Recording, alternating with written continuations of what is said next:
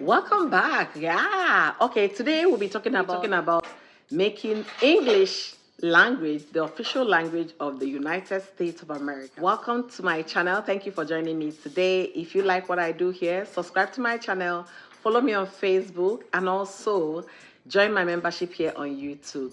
So President Trump signed an executive order declaring English language to be the official language of the country. A lot of people were surprised, especially those that do not live in America, okay? They were like, what have they been speaking before? Isn't it English, obviously?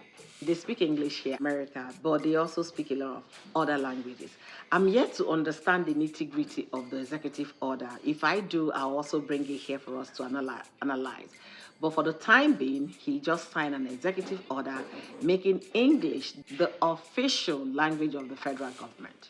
So if English is now the only language of America, what it simply means in federal document, for example, they will list, you check what you understand, the language you understand. That means they're only going to have English in those documents. So, for example, the likes of Hispanic, if that's what you speak, the likes of Mandarin, if that's what you speak, Hmong language, if that's what you speak, Igbo, Somali, and other languages will be eliminated from any federal government document.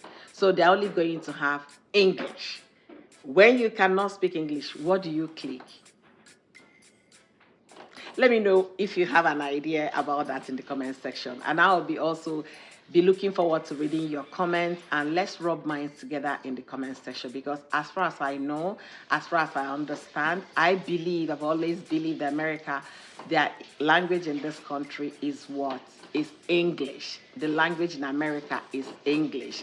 Every other thing to me is secondary. But President Trump has decided to give it some flair by making it official that now the only language you can see in the federal government document is English, whereby you cannot speak English.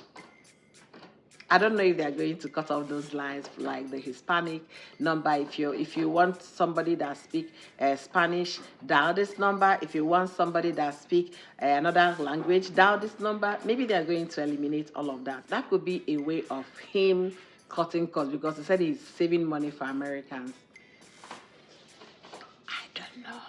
Let me know what you think in the comment section. Now is official that English is now, if you're still wondering, maybe they've been speaking other languages in America. I'm wondering too, just like you're wondering. What have they been speaking before? The last time I checked is English. People speak Hispanic, okay, in America.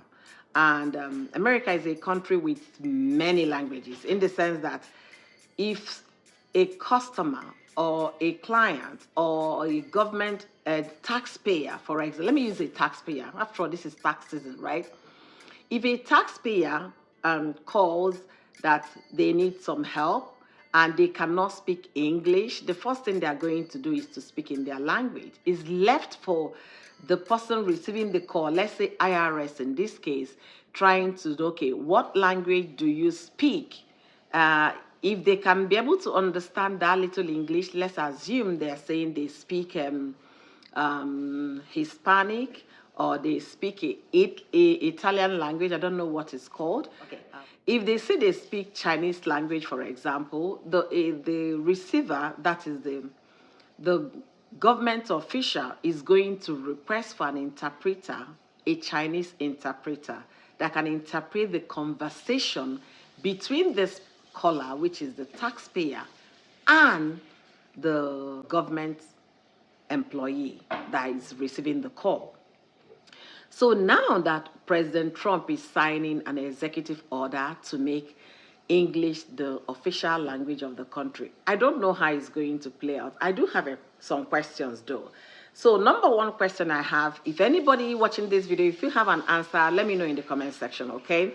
Number one question I'm asking, let's assume in this case, there is, somebody who doesn't understand English, or maybe a little English, you call, asking for service or for help or assistance from the government, from the federal employee, Does that mean they are going to deny the person service because the person does not understand English? That will be my number one question. And number two question, what will happen to, the translators? Because they have translators of any language in this world. Honestly, America is such a huge country with different kinds of resources. So are they going to also, terminate those contracts with those providing translations to English for government employees? I don't know how they plan to do that, but like I said, this is Trump America. So we are watching, we are learning a lot of things, and we are trying to adjust to this new way of doing things. If you have any answer in the comment section, let me know what you think. So now, for those asking the question, what have they been speaking before? Is it not English they've been speaking before? If you ask me, who will I ask? I thought it was English that was the national, or rather official language of the country. That's all I've ever known. English is official. Every other one is secondary. So signing an executive order to something that is already obvious, I don't understand that. If you understand it, let me know in the comment section. Because since I read that, I've been trying to understand the motive behind it. Because as far as I'm concerned, anywhere you go, they are going to speak English to you. If you go to any government office in America, it's English they're going to speak to you. If you go to hospitals, to the stores, grocery shopping, if you go anywhere in the country, they're going to speak English to you. It's until that you don't understand it that they start looking for other resources to be able to have that conversation with you and get to know how to help you. So let me know what you think in the comment section. I look forward to reading your comments. Until I come your way in another Trump's America. Thank you guys for watching. Don't forget to like, share, and subscribe. Bye.